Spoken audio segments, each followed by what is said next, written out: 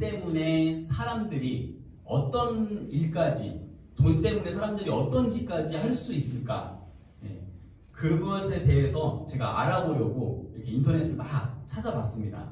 그런데 이런 질문이 있더라고요. 지금은 잘 모르겠지만 예전에는 남자들에게 가장 큰 악몽이라고 하면 군대를 재입대하는 걸 가장 두려워하는, 가장 악몽이라고 하는 말이 있었습니다. 제가 돈과 관련해서 그런 걸 찾아보려고 막 찾아보니까 이런 질문이 있었습니다. 1억을 준다면 군 재입대를 할 수 있겠느냐? 1억을 준다면 입대하실 건가요? 장례를 하실 건가요? 1억을 준다면? 그래서 생각이 많아지죠. 네. 거기에 저는 되게 재밌게 본 게 댓글들이 되게 재밌었습니다. 이런 댓글들이 있었습니다. 군대는 좀 그렇고, 군대 가는 건 좀 그렇고, 그 시절로 돌아간다면 1억을 내가 차라리 주겠다. 그 밑에 또 어떤 사람은 나는 그 시절로 돌아간다면 나는 5억을 주겠다. 내가. 이런 댓글들이 있었고, 훈련 받고 하는 건, 군대 가서 훈련 받고 하는 건 어느 정도 하겠는데 옛날에는 맞는 게 되게 많았잖아요. 그래서 뭐 내무반에서든 어디서든 화장실에서든 식당 앞에서든 어디서든 맞는 거, 그 맞는 것만 없으면 그냥 훈련만 하는 거면 나는 가겠다라는 사람들이 있었고, 또 어떤 사람은 2년간, 지금 이제 거의 2년이니까 2년간 먹여주고 재워주고 거기에다가 1억까지 주니까 내가 돈을 쓰는 건 없고 1억을 받는 거니까 그러면 기왕이면 내 마누라도 같이 가겠다라는 사람도 있었습니다. 그리고 어떤 사람은 무조건 가겠다, 나는 무조건 다시 가겠다라고 하는 사람이 있었는데 그 뒤에 이 사람이 이렇게 썼습니다. 저는 공익입니다. 저는 공익이라서 자기는 다시 가겠다고 그렇게 댓글을 달았습니다. 그래도 전체적으로는 안 간다고 하는 사람들이 대부분 많았습니다. 그리고 그런 분들은 거의 나이가 좀 있으신 분들이고 옛날에 이렇게 맞았던 그런 기억 때문에 나는 절대 안 간다라는 사람들이 많았는데, 그런데 그런 댓글과 함께 되게 자주 보이는 내용들이 1억을 주면 군대에 가겠느냐라고 물었는데 1억이 너무 적다는 겁니다.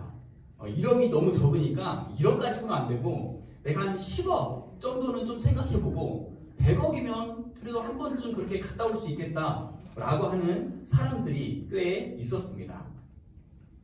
돈을 주면 무엇까지 할 수 있는지를 보여주는 것을, 무엇까지 할 수 있을까라고 하는 것을 알려면 요즘 유튜브를 보면 그런 걸 좀 알 수 있을 것도 같습니다.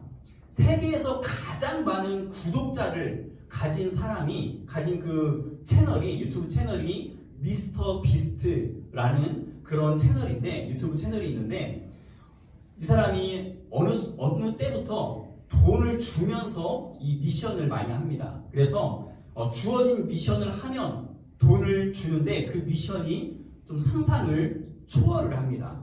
제가 본 하나의 영상은 당신의 두려움을 이겨내면 10억을 주겠다라고 해서 어떤 사람이 이제 두려움을, 그 7단계까지 두려움이 있는데 그 7단계를 다 이겨내면 10억을 주는 겁니다. 그래서 1단계가 뭐냐면 아주 좁은 공간에 이렇게 이 사람이 누워있고 팬티만 입고 이렇게 누워있고 그 안에다가 100마리 거미를 거기다 풀어놓는 겁니다. 막 여기저기 막 다 기어다니고, 그게 1단계, 이겨내야 되는 1단계입니다.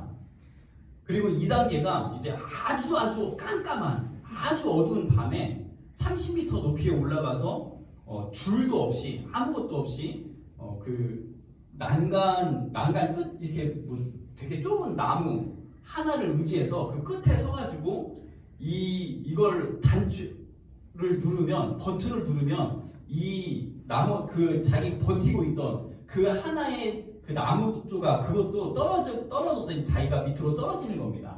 물론 안전장치가 있지만 너무 깜깜해서 아무것도 안 보이는, 저는 개인적으로 고소공포증이 있어서 제가 그것을 보는데 제가 그걸 거기에 있는 것도 아닌데 저는 막 식은땀이 막 나더라고요. 그게 2단계 두려움이었습니다. 근데 그 사람이 그걸 다 막 두려워 떨면서 10억을 받기 위해서 그걸 다 하는 미션을 하나하나 수행하는 그런 영상이었는데 그 사람이 5단계쯤에서 5단계가 뭐였냐면 5단계는 두려운 게 아니고 그 달고나 그 이렇게 떼는 거 있죠. 그걸 떼는 거였습니다. 별 모양을 떼는 거였는데 이 사람이 그 두려운 건 다 참아냈는데 그걸 실패해가지고 탈락했다는 아주 슬픈 그런 영상이었습니다.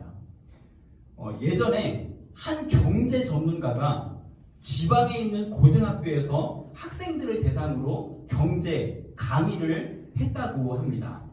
2시간을 강의한 후에 그 학생들에게 질문들을 했는데 그중 하나의 질문이 이거였습니다. 10억 원을 준다면 죄를 짓고 감옥에 가도 괜찮은가? 10억을 나한테 준다면 내가 죄를 짓고 감옥에 갈 수 있는가? 그 전에도 이런 설문조사들이 있었는데 그 학교에서는 익명으로 설문조사를 한 게 아니라 그냥 그 자리에서 손을 드는 거였는데 거의 40% 이상이 되는 아이들이 손을 들었다고 합니다. 나한테 그런 마음이 있어도 혹시 그런 마음이 있어도 그 사람들 공개적인 자리에서 손을 드는 거니까 참 많은 그 손을 드는 거니까 안 들 법도 한데 많은 학생들이 손을 들었다는 그런 생각이 듭니다. 제가 여러분에게 이런 질문을 똑같이 한다면 여러분은 손을 들 수 있겠습니까? 10억을 준다면 어떤 짓을 해서도 뭐 감옥에 가서도 괜찮다 라는 걸 손을 들 수 있겠습니까? 한번 들어볼까요? 네, 표정으로 몇 분이 손을 들 것 같은 네. 우리나라에 이런 속담이 있습니다. 물 마시고 뭐죠? 이쑤시개로 이쑤신다. 물을 마셨는데 고기를 먹은 것처럼 이를 쑤신다라는 그런 속담이 있습니다.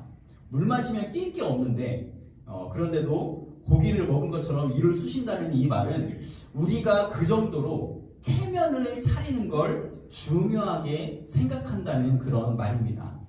그래서 내 마음이 아무리 손을 들고 싶어도 체면 때문에 사람들 보는 눈 때문에 손을 들지 않는 사람들이 우리나라에는 좀 많을 겁니다.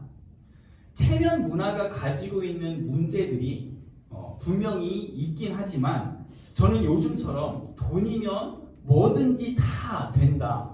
돈이라면 무슨 짓이든 할 수 있다라고 생각하는 이런 세상에서 오히려 체면 때문이라도 해야 될 일과 하지 말아야 될 일을 구분하는 것이 더 낫겠다는 그런 생각도 듭니다. 많은 사람들이 살면서 최고의 가치를 두는 것은 역시 돈입니다.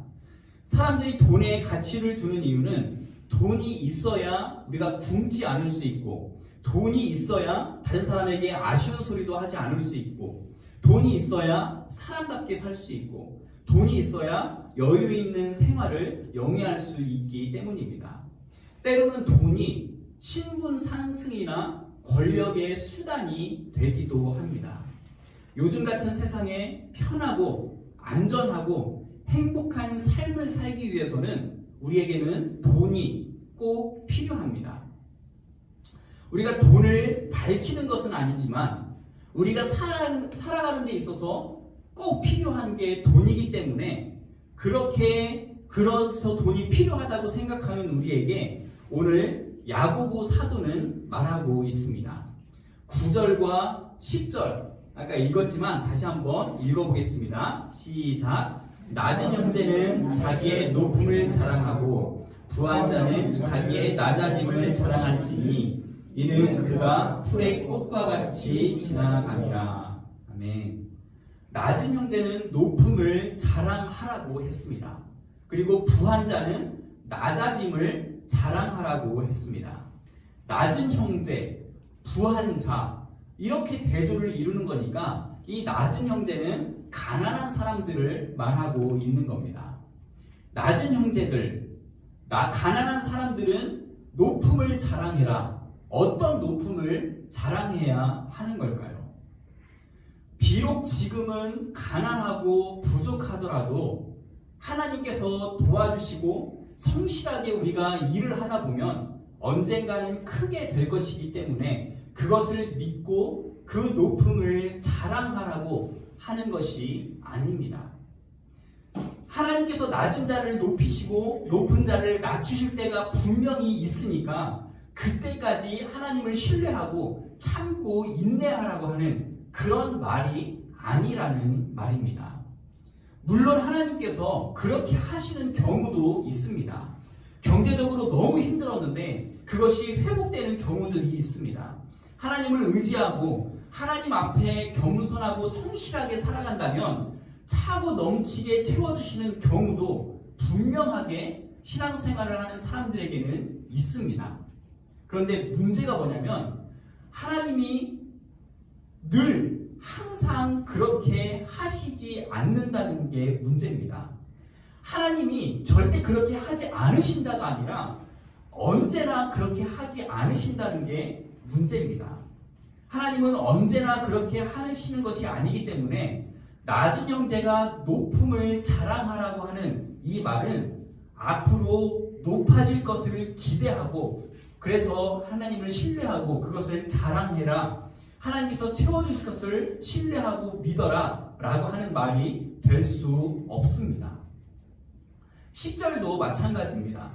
부한 자들은 낮아짐을 자랑하라고 했는데 이 말이 무슨 의미겠습니까?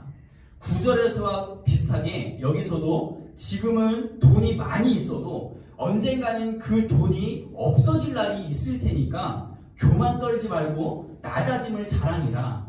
돈 많다고 헤프게 쓰거나 교만하게 그렇게 살지 말고 겸손해야 된다라고 하는 그런 말이 아닙니다. 특별히 10절에서는 부한 자가 낮아짐을 자랑해야 된다라고 하는 이유를 그가 풀의 꽃과 같이 지나가기 때문이라고 했습니다. 언젠가는 그 돈이 없어지기 때문이라는 말이 아니라 이것은 지금 인생에 대한 그런 말입니다. 인생이 풀의 꽃과 같이 언젠가는 시들기 때문입니다. 돈 자체가 허망한 것이 아니라 인생의 짧음이 허망한 것입니다. 그래서 아무리 많은 것, 아무리 좋은 것을 누린다고 해도 그것들이 풀과 꽃의 아름다움과 같아서 그 모든 것들은 곧 시들게 되는 겁니다.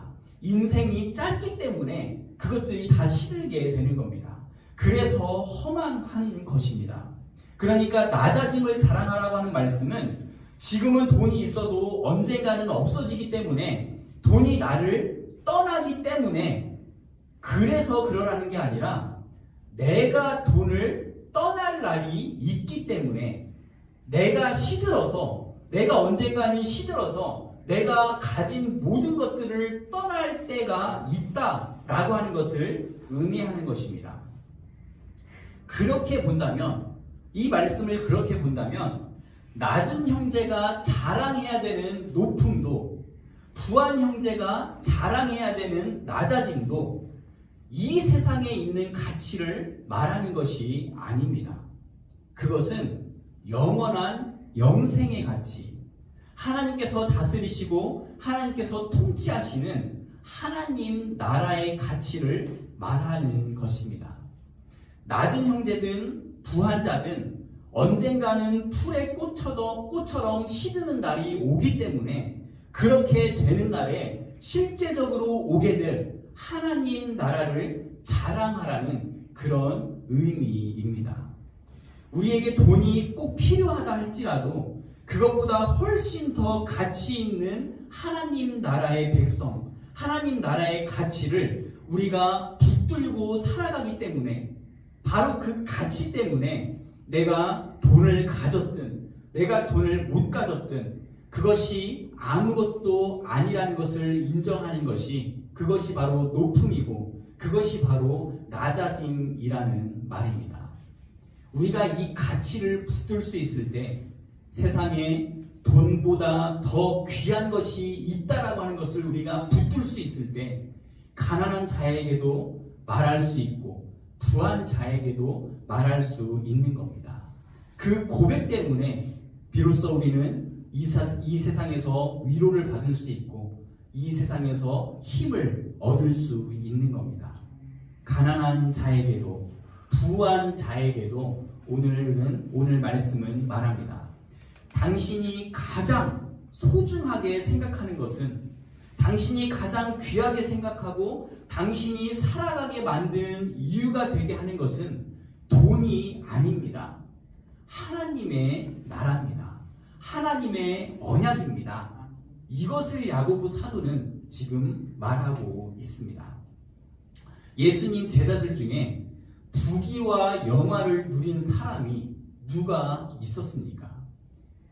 이 작은 나라 조선 땅에 와서 많은 외국 선교사님들이 젊음을 바치고 모든 인생을 바쳐서 순교까지 한 그 젊은 20대 나이에 순교까지 한 이유가 무엇이겠습니까? 신앙의 그런 선배들이 그런 삶의 방식으로 살도록, 그렇게 헌신하도록 그런 삶을 가능하게 만들었던 것은 하나님의 은혜로 얻은 구원의 확신이었습니다.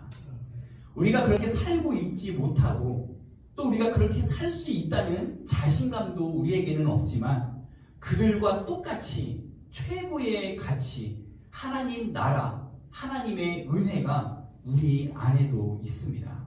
그렇기 때문에 가난이 우리를 억누를 때, 부함이 우리를 교만하게 만들 때 내가 그것들의 가치를 두고 사는 것이 아니라 나는 영원한 하나님 나라의 가치를 두고 산다라고 우리가 고백을 할 수 있습니다.